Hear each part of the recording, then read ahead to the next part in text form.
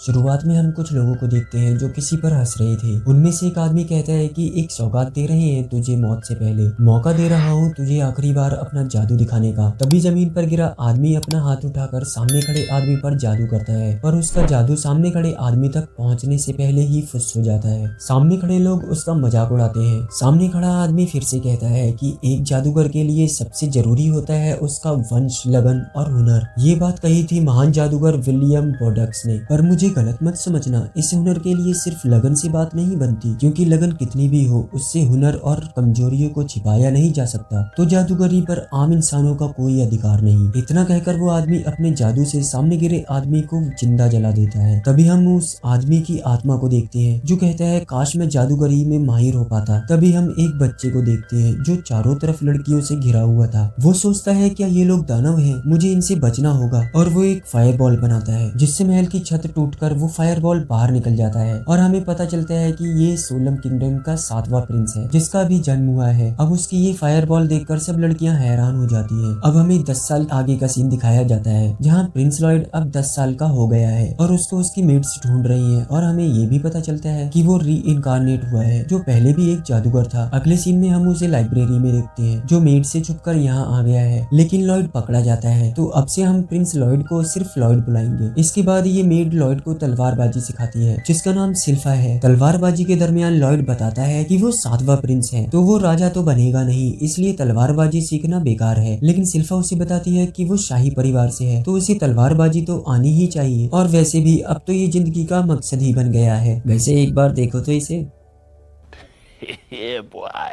Lloyd सोचता है कि अब ये पकाएगी मुझे, इसलिए कुछ कमाल का दिखाना ही होगा। इसके बाद वो कंट्रोल टाइम मैजिक से सिल्फा का हर मूव देख लेता है और ये ऐसा है जैसे वो अपने आप से लड़ रही हो। वो सोचता है मैं मूव तो कॉपी कर सकता हूँ पर इनके तजुर्बे को नहीं, इसलिए लॉयड फिर से चीटिंग करता है और जादू से तलवार को लंबा करके और हाथ की ताकत बढ़ाकर सिल्फा पर अटैक कर देता है, जिसे देख सिल्फा हैरान हो जाती है और वो इंटेंस फाइट करते हैं। तभी लॉयड एक और जादू ट्रेस का यूज करता है, लेकिन सिल्फा जान जाती है कि लॉयड जादू का यूज करके सिल्फा को चीट कर रहा है। लेकिन फिर भी वो लॉयड को हरा देती है और कहती है कि मैं हैरान हूँ ये जानकर कि आपको ऐसा लगा कि मुझे आपकी पहुंच का पता नहीं चलेगा। आपने अपनी तलवार बढ़ा ली और अपनी हाइट भी, ताकि मेरे लेवल के आसपास पहुंच पाओ। आप वाकई कमाल हो, आपके अंदर टैलेंट कूट कूट कर भरा है। एक साथ दो जादू कर पाते हैं, दरबार के जादूगर भी ऐसा नहीं कर सकते। मुझे तो आंखों पर यकीन नहीं हो रहा, लेकिन कोई जल्दी नहीं है, आपको अपने हिसाब से सीखते जाना है और मैं कहीं नहीं भागी जा रही हूँ। तभी लॉयड सोचता है मेरी फिजिकल एनहेंसमेंट और कंट्रोल मैजिक पर तो इन्होंने ध्यान ही नहीं दिया, क्योंकि मैं असल में 4 स्पेल्स कर रहा था, पर मैं ये बताऊंगा नहीं, मैं क्या बेवकूफ हूँ। इसके बाद सीन शिफ्ट होता है हॉट स्प्रिंग पर, जहाँ लॉयड, सिल्फा और अदर मेड्स नहा रही होती है और यहाँ से पता चलता है कि महल की लाइब्रेरी में क्रीम्योर नाम का एक डीमन है जो कि एक किताब में कैद है और ये एक खुफिया अंडरग्राउंड लाइब्रेरी में है। इसके बाद सीन शिफ्ट होता है रात को, जहाँ लॉयड छिपता छिपाता जादू से गायब होकर उसी खुफिया लाइब्रेरी के गेट पर पहुंचता है और वो गेट कई स्पेल्स से सील था, लेकिन हमारा लॉयड उस गेट को एक ही स्पेल्स से खोल देता है और अंदर जाकर इतना खुश होता है जैसे जन्नत मिल गई हो। वो यहाँ वहाँ बुक को देखने लगता है। इतने में एक बुक शेल्फ से निकलकर हवा में फ्लोट होने लगती है और उसमें से एक डीमन बाहर निकलने की कोशिश करता है। तभी लॉयड उससे पूछता है भाई कौन हो तुम? तभी वो डीमन कहता है भाई वाह, छोटा पैकेट और बड़ा धमाका, मेरा नाम है ग्रीमॉयर और तुम कौन हो? लॉयड जवाब में कहता है मैं हूँ लॉयड, और ग्रीमॉयर कहता है तुमसे मिलकर अच्छा लगा लॉयड, अब जल्दी से मुझे आजाद कर दो। लॉयड सोचता है जरूर ही उस बुक का डीमन ही होगा। तभी आगे डीमन बताता है मुझे तो आजाद होना ही है, क्योंकि समय के साथ ये सील कमजोर होती जा रही है, इंतजार की घड़ियां खत्म होने वाली हैं। तुम मुझे आजाद कर दो, इसके बदले में मैं तुम्हें बहुत सारा सोना दूंगा। सोना ही सोना होगा?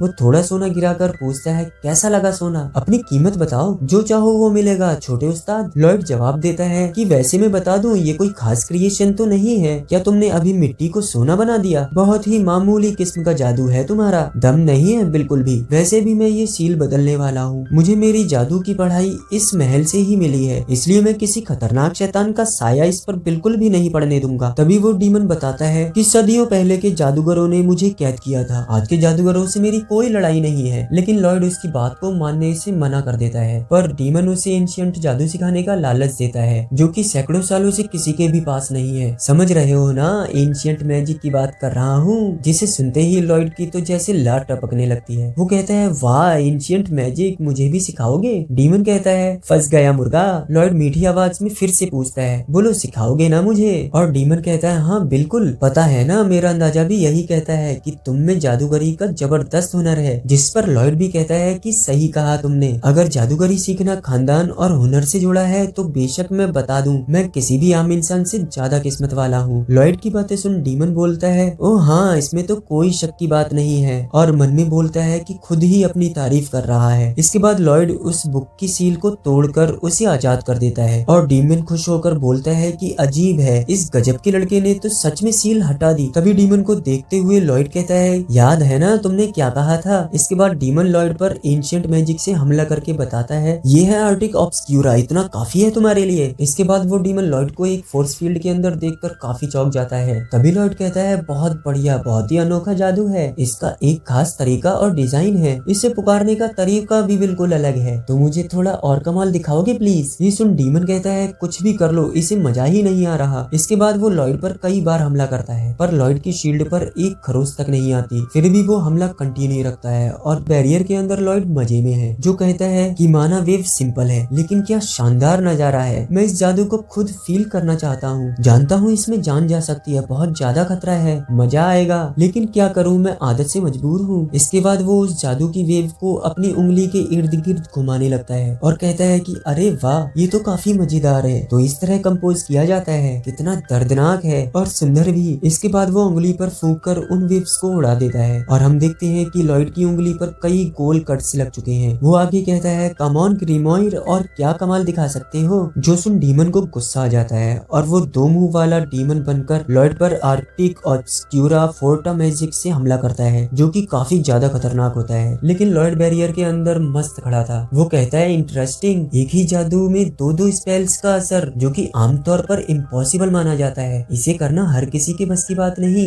ये एक स्पेशल कास्टिंग है जिसे सिर्फ वो शैतान कर सकता है जिसके दो मुंह हो सकते हैं, यानी इसके पास इसे करने की एबिलिटी है। तभी हम डीमन को देखते हैं जो लॉयड को बैरियर के अंदर सुरक्षित देखकर कहता है नामुमकिन, ये मेरा अब तक का सबसे खतरनाक वार था, और डीमन के पसीने छूटने लगते हैं। इधर लॉयड बताता है कि कमाल का मैजिक था, इसे सीखने में तो बहुत ही मजा आया होगा, जादू के अनगिनत फॉर्मूलाज को याद करना, जादू शक्तियों से जाल बुनना और ज्ञान के भंडार को बढ़ाते जाना, इससे अच्छा क्या होगा? ये सब सुनकर डीमन कहता है ये लड़का आखिर है क्या चीज, इसमें कुछ तो खास है, और वहाँ से जाने लगता है, लेकिन बैरियर होने की वजह से नहीं जा पाता। और वो कहता है कि आखिर इस लड़के ने कितने सुरक्षा घेरे बनाए हैं, तुम्हें क्या लगा मैं यहाँ से भाग जाऊंगा क्या? तभी लॉयड कहता है कि नहीं नहीं, बात ये है बहुत समय पहले मुझसे एक छोटी सी गलती हो गई थी, इसलिए संभल कर रहता हूँ। और हमें पता चलता है कि उसने काफी सारे बैरियर्स बनाए हुए हैं। ये सब देख डीमन गुस्से में लॉयड पर हमला करने लगता है। तभी बीच में ही डीमन को रोकते हुए लॉयड कहता है कि बहुत हुई बातें, मुझे बस इतना कहना है कि वो मैं पहले से जानता हूँ। इतने में लॉयड अपनी उंगली आगे बढ़ाते हुए किरलान से इनकीनिस मंत्र बोलकर कहता है अब दिखाओ अपना डिफेंस मैजिक, और वो डीमन पर आग का खतरनाक हमला करता है। इधर डीमन उसे देखकर कहता है कि अरे इसका माना इतना शक्तिशाली कैसे है। तभी उस खतरनाक आग के हमले से डीमन की भुर्जी बन जाती है और उसके मुंह से धुआं निकलने लगता है। जमीन पर पड़े डीमन से लॉयड पूछता है तुमने अपना बचाव क्यों नहीं किया? जिस पर डीमन कहता है बचाव करने दोगे तब ना। इसके बाद लॉयड वहाँ जितनी भी तोड़फोड़ और डैमेज हुआ था उसे अपने जादू से रिस्टोर कर देता है। ये सब देखकर डीमन इम्प्रेस होकर कहता है कि जो कुछ तितर बितर हो गया था वो सब कुछ ठीक कर दिया, बहुत बढ़िया मास्टर लॉयड, ऐसा कमाल का जादूगर मैंने पहले कभी नहीं देखा। तब लॉयड कहता है ऐसा कुछ नहीं है, असली चमत्कारी तो तुम हो दोस्त, और मुझे लगता है डीमन को जादू से नहीं मारा जा सकता। डीमन कहता है हाँ पर दर्द बहुत होता है। तभी लॉयड कहता है मैं ये जानना चाहता हूँ कि तुम कितना झेल सकते हो। इतना सुन डीमन पीछे की तरफ उल्टा भागता है। अरे रे रे अरे रुक जाओ, मुझे माफ कर दो, अब से मैं आपका हर आदेश मानूंगा मास्टर, मैं साथी बनकर आपके साई की तरह रहूंगा। लॉयड कहता है मेरा साथी ठीक है। तभी डीमन मन में सोचता है इसने मुझे अपना